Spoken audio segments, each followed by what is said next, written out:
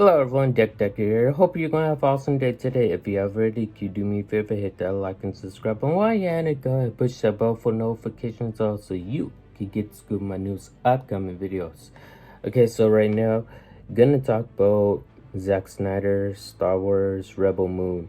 You know, that kind of feels weird saying that out loud because I'm so used to saying Zack Snyder's Justice League and stuff. Had a little controversy on my last video about Zack Snyder selling the Snyderverse to Netflix, which is actually possible still, and soon it will be coming, I believe. But anyways, other than that, I saw the trailer of Rebel Moon. Now, I believe this movie is actually going to be pretty epic. Now, I understand why people are indifferent.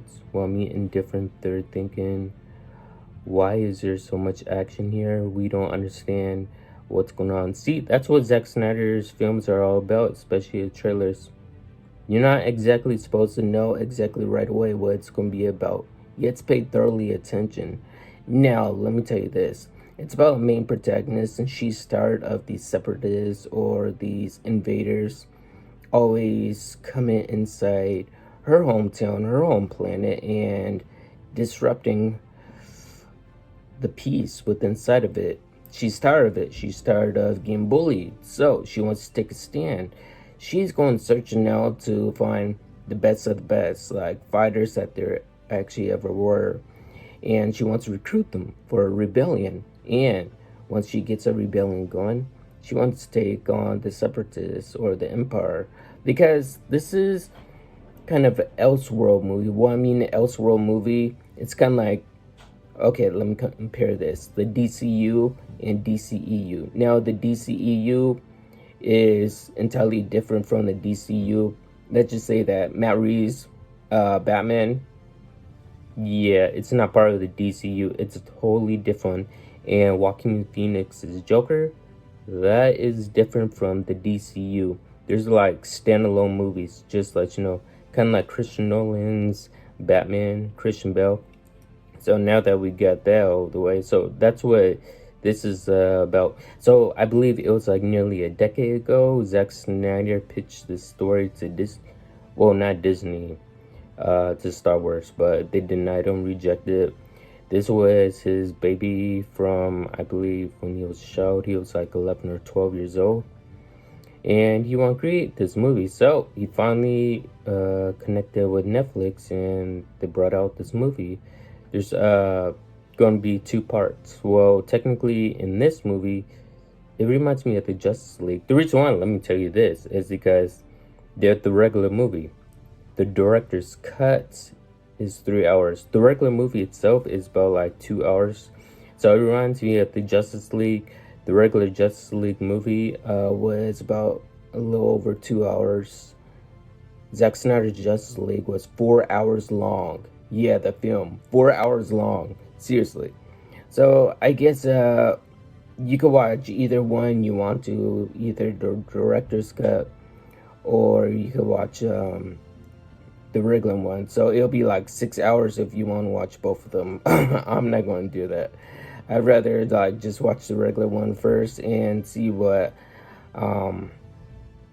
Zack Snyder has in for us. But in his movies, so incredible.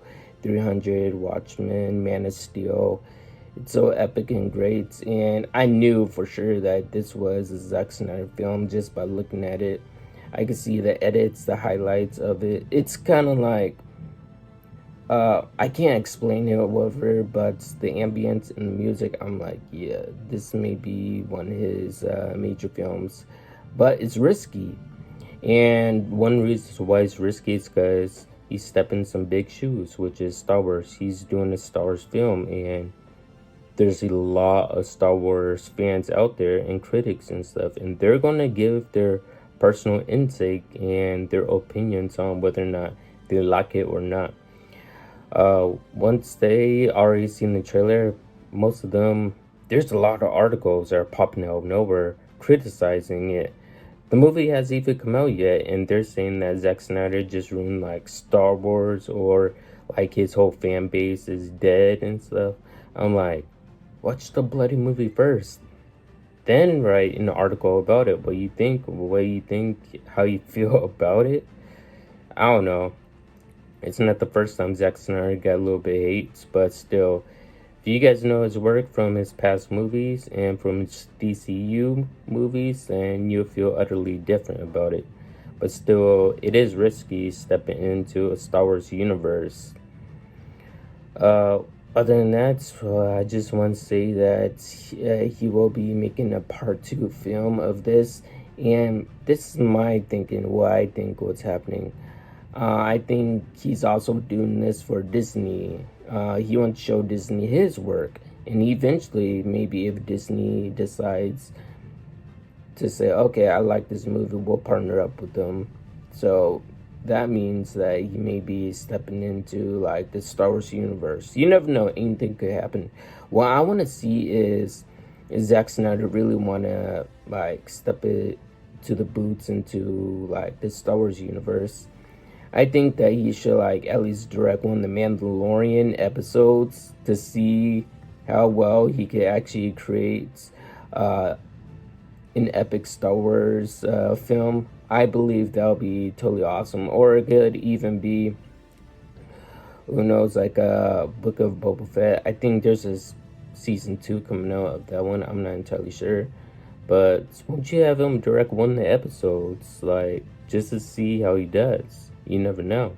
He might end up doing extraordinarily well. I think that this movie actually may be a pretty awesome, spot-on movie. I'm not just saying that in favor of Zack Snyder's DCU. I'm just saying that because I enjoy all his movies. His movies are absolutely brilliant and sick. And a full screen, full shot of some of his fight scenes, like such as Batman vs. Superman, like inside the warehouse, the fight scene, no shaky camera at all, and no cuts at all inside of it too. Let's just say that the full-on fight scene Zack Snyder did very well, especially in Watchmen and 300 as well. So gonna be expecting a lot of fight scenes, but yeah, that's my opinion on it. And I believe that all these journalists, critics, just chill out for now. Watch the movie first, then give your opinion on it. What you're doing right now is trying to tarnish a man's name, but it's not going to work, because this man has been a director for a long time and he could take criticism. He's not afraid to step in the big boots of a huge, larger platform. I say this is going to be a huge test for him, for the Star Wars fans, not just for the DCU or other fans of his work. This is mostly going to be for the Star Wars fan base, basically, whether or not they believe that this is a Star Wars movie or they believe that it's only just a little action sci-fi film.